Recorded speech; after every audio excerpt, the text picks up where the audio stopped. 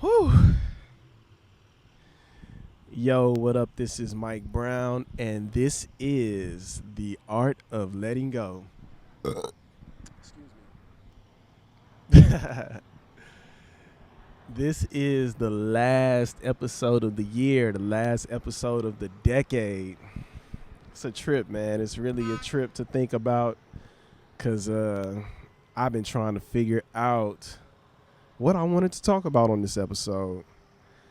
And man, I really been looking at my journey over the last decade, everything that brought me to this place in my life where I'm at. And I'm appreciative of all of it. Shout out to my homeboy Wally. He posted a question online. What were you doing 10 years ago? And it made me think about what I was doing 2 years ago, 10 years ago, 10 years ago. And I was trying to get out to LA. You know, I had just moved back to Houston from living in, I just moved back to Houston, coming from New Orleans because I had just graduated. And home just was not feeling like the move for me. So I was trying to figure out how was I going to get out. You know, I was depressed. I was very depressed being back home because I had so much independence and freedom, you know, being by myself and living by myself. So, you know, my mama asked me one time, she said, can you write out a plan of what you're going to be doing in the next 1, 5, and 10 years? And I had wrote that shit out. I wrote it out, and that's what got me out here. You know, if y'all want to know the real secret, that's what got me out here, because LA was within my 5-year plan to move. And it's so crazy because I had wrote out two plans, and I feel like I've experienced both of them, because one of them was, you know, my reality of how I saw myself moving throughout the world, and the other was like this fake life that just didn't seem real. And yeah, man, I feel like 10 years ago me would be super proud of where the fuck I'm at, because yeah, it was a struggle getting out here, but I was saving up money. And shit, I got into school out here. I went to the Art Institute, and ended up out in LA in June of 2010. No, yeah, June of 2010 I ended up in LA. But yeah, 2009 I was working on that plan. Fast forward, I got out here. I was working at Nike. I was shit outside of working, trying to figure out my own shit. Yeah, man, I think looking at my 10 years, like, sexuality has been like a very big part of it.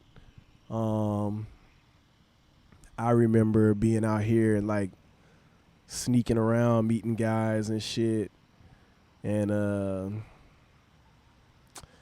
yeah, those were really weird fucking times. And I remember being confused because I met a bunch of men that were like me but identified as gay, because, you know, prior to coming to LA, you know, while entering this decade, I was still in denial of being gay. I used to tell myself that I was going to be able to pray it away. I used to try to pray it away.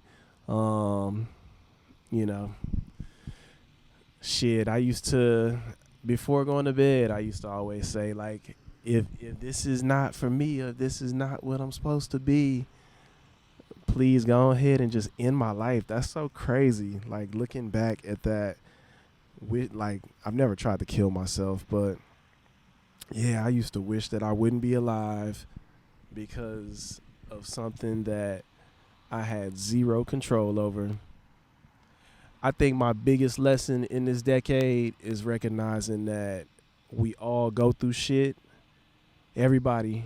But the shit that's dealt to us is shit that we can handle, and we really have to just work through that shit. Um, you know, you gonna smile, you gonna frown, but I think really, really making sure, like, being conscious and aware that you can focus more smiles than frowns, because you're gonna get both, but you don't have to get stuck in the sad ones. But fast forwarding to 2012, man, 2012, I graduate from college, from the Art Institute, and Frank Ocean puts out Channel Orange. Oh, Channel Orange had me fucked up because that letter had came out and shit, and he was on there talking about he had been with a man and shit, and yeah, it fucked me up because I was going through my own shit at the time, and all my friends were like very accepting of Frank Ocean. They were all like liking the music, and we talked about the shit, and they thought it was cool and shit, and it made me feel like it gave me some confidence. So thank you, Frank Ocean. You were a big part of this decade for me. But yeah, it gave me some confidence to feel like, man, I could be me, I could be me. So I went through like a slight depression during that time, and it wasn't slight shit. I was depressed. I was super depressed. I was smoking weed every day and not going nowhere and shit. I remember James told me one time, he was concerned about me because he hadn't seen me in a while, and I didn't even know how to respond to that. And shit, that same year, 2010, the same year I said I was gonna move to, no, 2012, yeah, 2012. I don't know why I wrote it down. I just thought it would be cool because, like I said, I write goals and shit. But I wrote down that I was gonna meet Pharrell, and I ended up meeting Pharrell like right before my birthday, and just recognizing how shit was going and shit, and seeing like, that I could just do what I wanted to do, and motherfuckers out here being themselves and shit. I was like, fuck it. I couldn't be fucking I couldn't be 26 and still like, struggling like with being me and shit. And after my birthday, maybe like a week later, I had came out and told my sister first, just because that was the only person I felt like I could just be all the way open with, or that at that time in my life I probably was the most open with. Yeah, and we talked about it, and she made the process very easy, just telling me how she would stand with me and shit like that. And yeah, that really helped me out a lot. It made me feel like fuck anybody else that didn't care, because I got this one person that's willing to ride with me, willing to ride with me through all this shit. And after that just became like the process of just coming out. And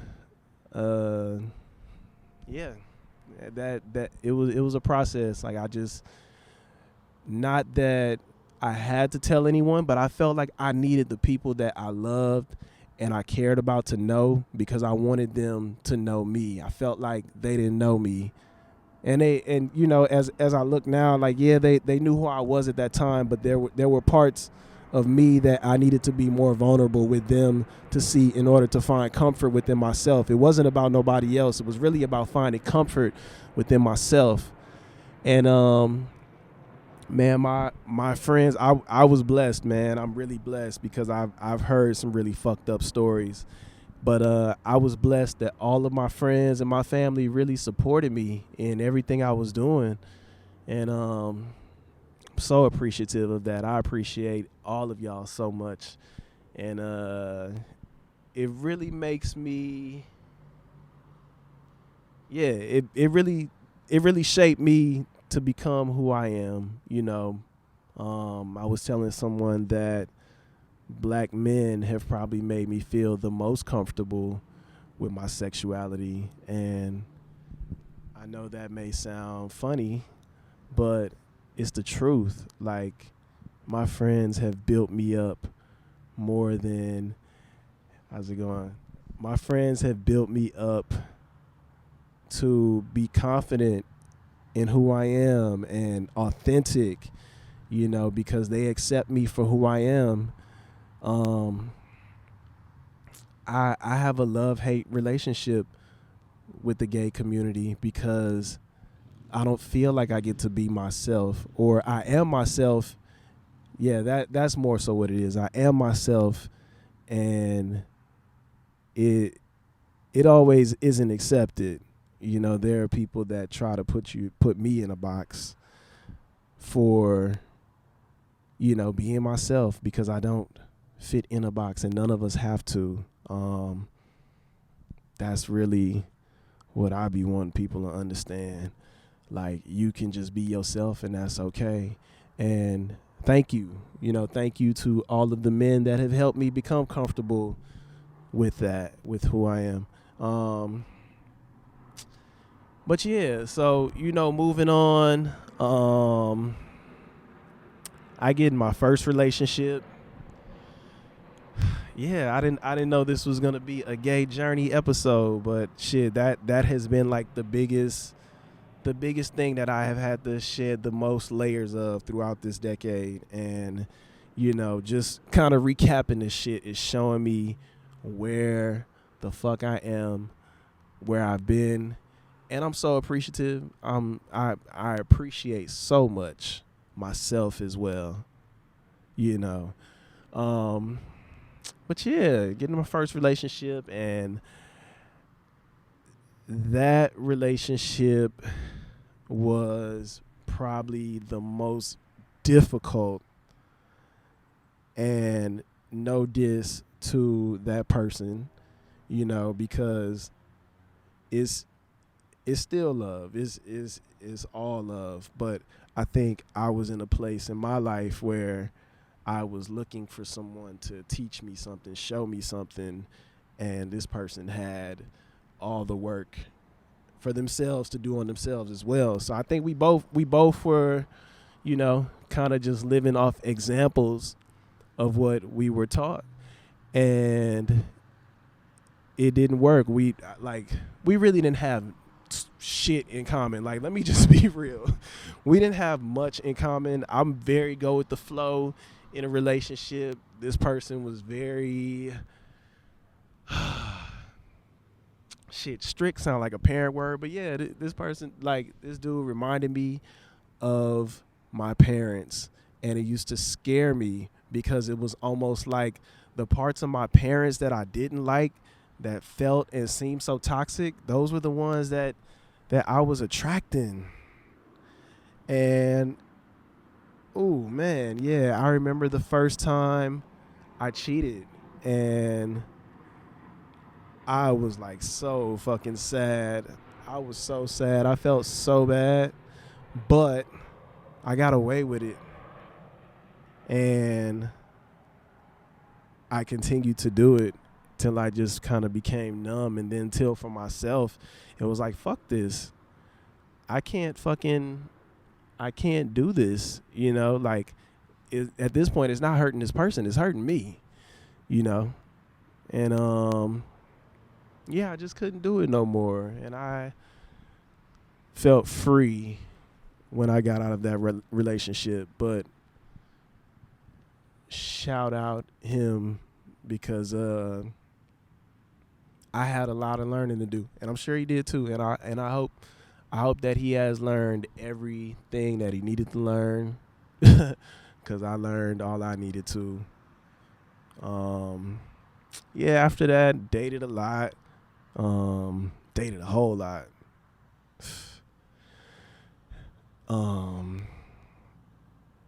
Yeah, hooked up a whole lot. And shit, yeah, that brought me to my last relationship. And what's so crazy is every time I met a dude that I was either dating or talking to, he kind of showed me where I was at in my life. I would say that's one of the biggest lessons I ever learned from like everybody I dated, because they really showed me, and it was actually after the fact, but but every relationship showed me like I was leveling up, because like that first one was just so tough. The one after that was like a little better, and then the one after that was better, and it just kept getting better till this last one, and it was fucking amazing.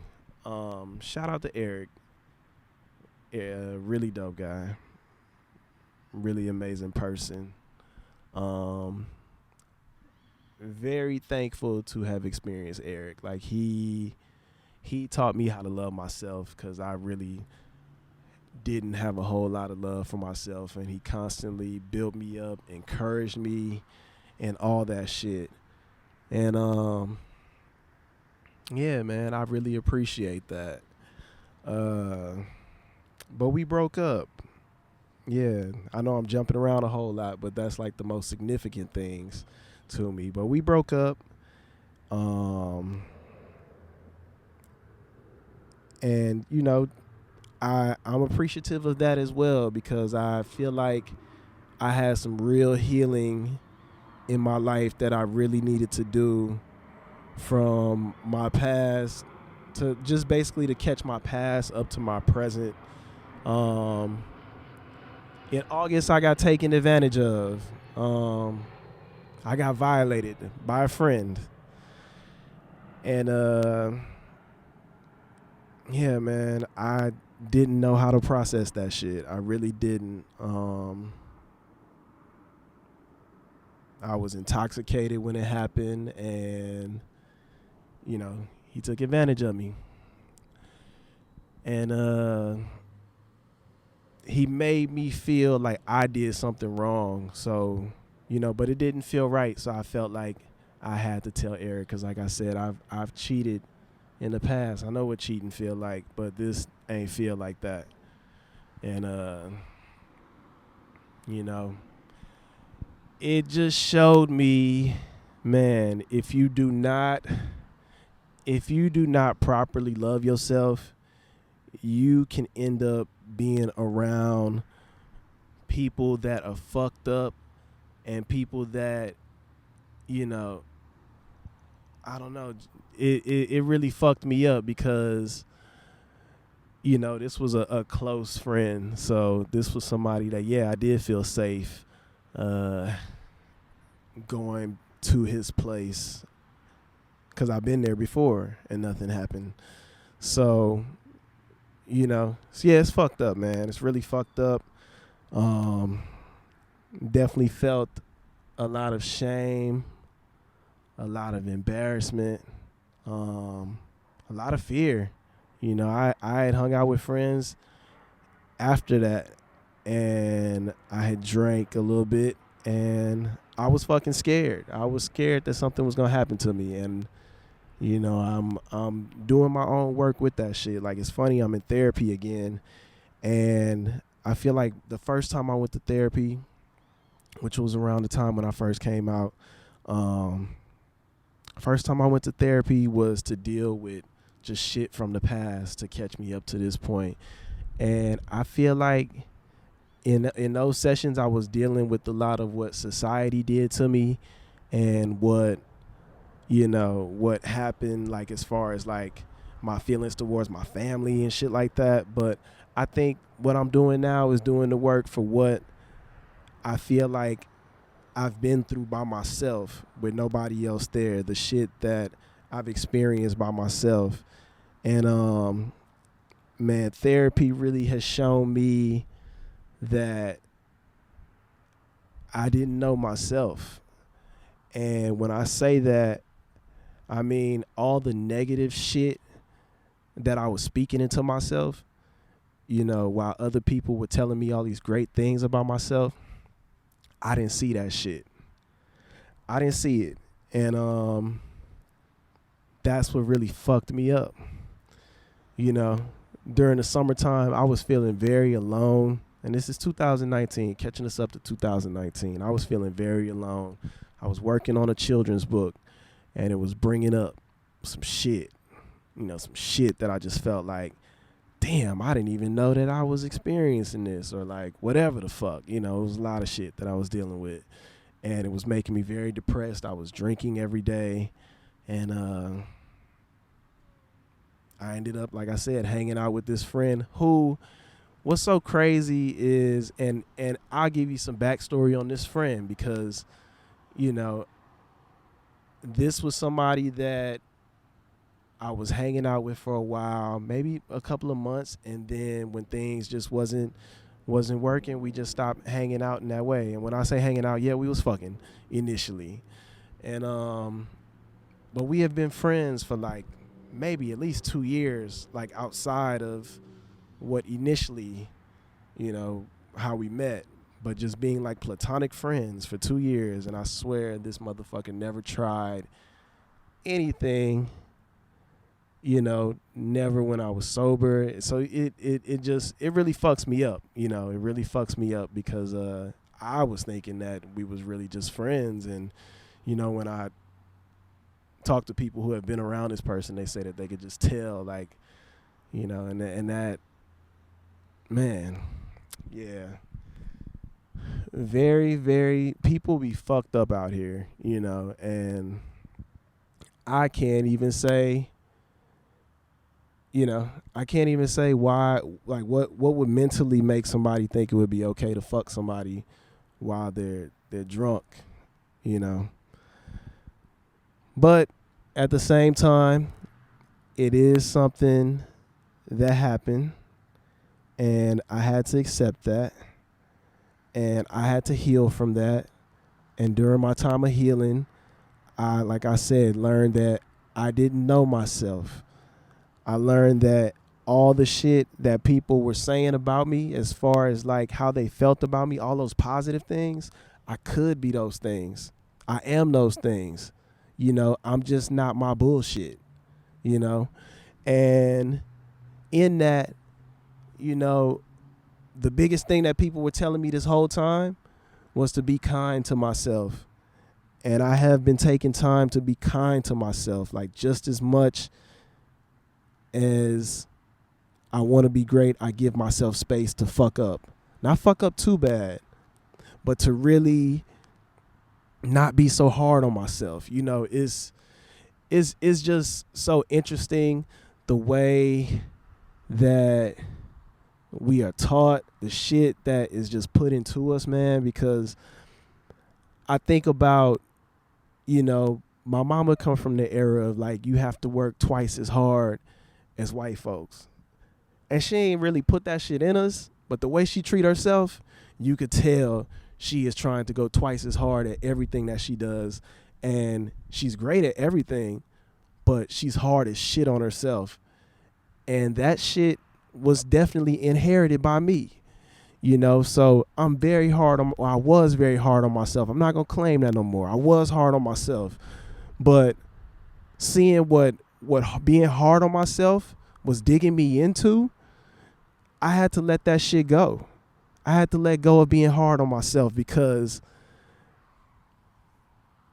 I'm not I'm not hard on other people. Like, I give other people the opportunity to fuck up and be great. So how can I give that to myself? Some of my friends have not been perfect people, but I still love them. I had to start doing that to me, because I could do some fucked up shit and it'll be the end of the world. And it ain't like that. You know what I'm saying? Oh, man. Yeah, man. And where do I go from here? I keep smiling. I keep laughing. I keep learning. I keep growing. I feel in a really good place in my life. This year had moved very fast, but it also has slowed down. Like, we in the last couple of days of the year, and I feel like I have so much time to learn what I need to learn, to do what I need to do in order to be prepared for this next decade. Man, I appreciate y'all so much for listening. Everybody that has listened to this podcast from the first episode to this one today, everybody that has bought a piece of merchandise from me, everybody that has shared this podcast, everybody that just gives a fuck about what the fuck Mike Brown is doing, what the fuck Mike Brown is saying. Shout out to Alpha. Man, Alpha gave me so much confidence with this shit, because I remember coming with the idea and just telling him I wanted to do a podcast, and he was just like, yeah, I'm down to do it with you. And I didn't even know what that shit looked like. I didn't know what none of this shit looked like, and he just wrote it out with me, and I appreciate that so much.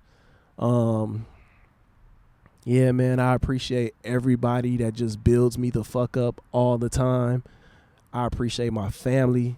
I appreciate my friends, and I appreciate myself.